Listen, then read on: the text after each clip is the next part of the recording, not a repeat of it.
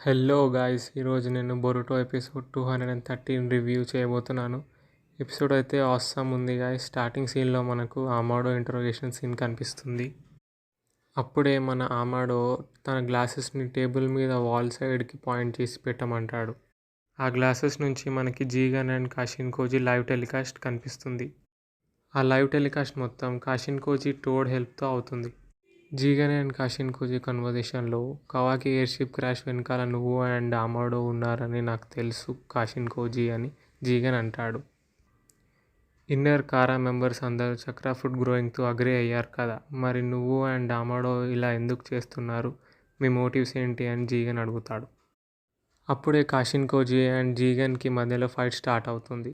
కాషిన్ cosy జీగన్ మీదకి షురికన్ విసురుతాడు, కానీ జీగన్ వాటిని డాట్ చేసి కాషిన్ కోజీ వెనక్కి వచ్చేసి తన రాడ్స్తో కాషిన్ కోజీని పొడుస్తాడు. కానీ Kashin Koji shadow clone use చేసి ఆ అటాక్ని తప్పించుకుంటాడు. అప్పుడు Kashin Koji my motive is simple, నేను నిన్ను చంపడానికే తయారు చేయబడ్డాను అని జీగన్తో అంటాడు. అప్పుడు Jigen you are nothing but a tool అని కాషిన్ కోజీతో అంటాడు.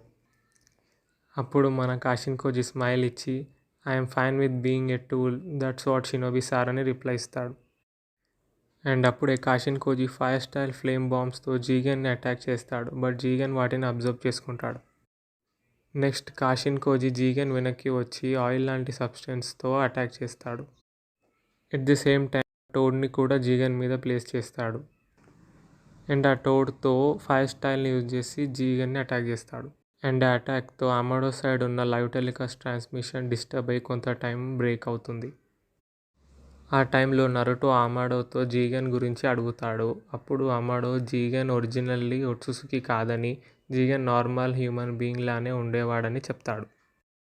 ఆమాడో ఒట్సుసుకి గురించి ఎక్స్ప్లెయిన్ చేస్తూ ఒట్సుసుకి వేరే planet creatures and troublesome aliens, వాళ్ళ గోల్ ఒక్కటే, వేరే ప్లానెట్ లైఫ్ ఫోర్స్ని తీసుకోవడం. అది వాళ్ళు ద డివైన్ ట్రీ సహాయంతో చేస్తారు. దాని రూట్స్ ప్లానెట్ యొక్క ప్రతి కార్నర్కి రీచ్ అవుతాయి. తర్వాత ఆ ప్లానెట్ మీదున్న లైఫ్ ఫోర్స్ని మొత్తం తీసుకుంటాయి. 16 years ముందు ఇన్ఫినిట్ సుకుయోమి గుర్తుంది కదా, ఇది కూడా సేమ్ అదే ప్లాన్.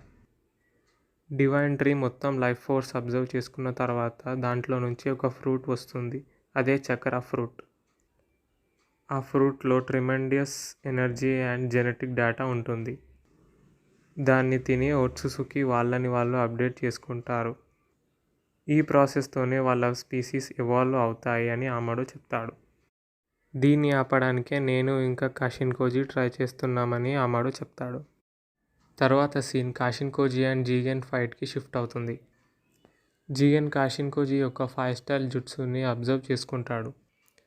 ఫైట్ మధ్యలో జీగన్ కవాకిని నా నుంచి దూరం చేసి కర్మాని స్టడీ చేస్తున్నావా కాషిన్ కోజీ అని అడుగుతాడు.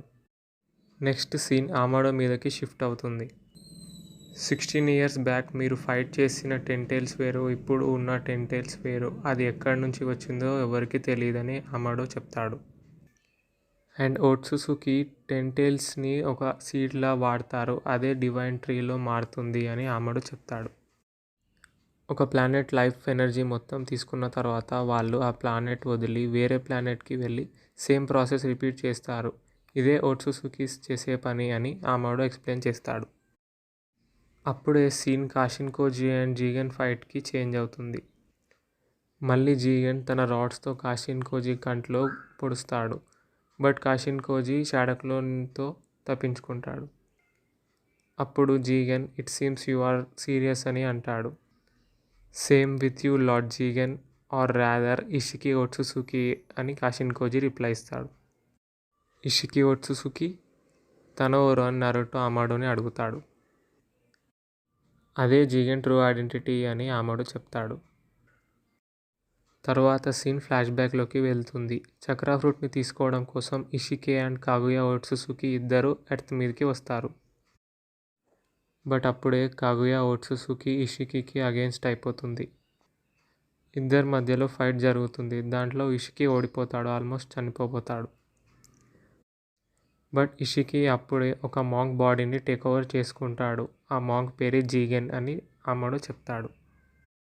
ఓట్సుసుకీస్ కర్మని యూజ్ చేసి హ్యూమన్ బాడీస్ని టేక్ ఓవర్ చేస్తారు కదా.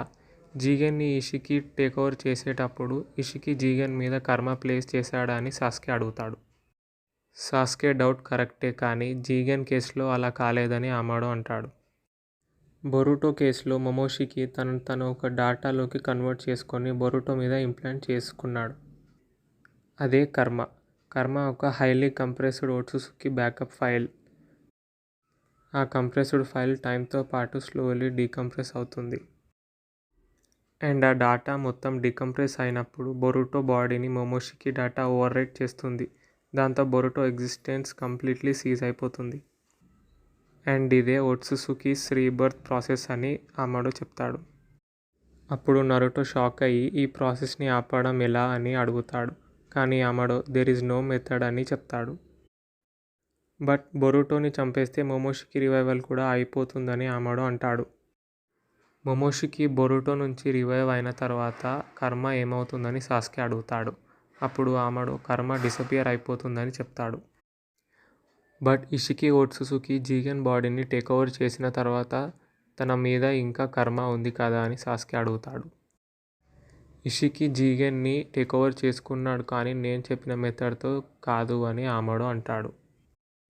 కాగుయా అండ్ ఇషికి ఫైట్లో ఇషికి చాలా వీక్ అయిపోయాడు. తనకి కర్మ ప్లేస్ చేసే స్ట్రెంగ్త్ కూడా లేనంత వీక్ అయిపోయాడని అమాడో అంటాడు.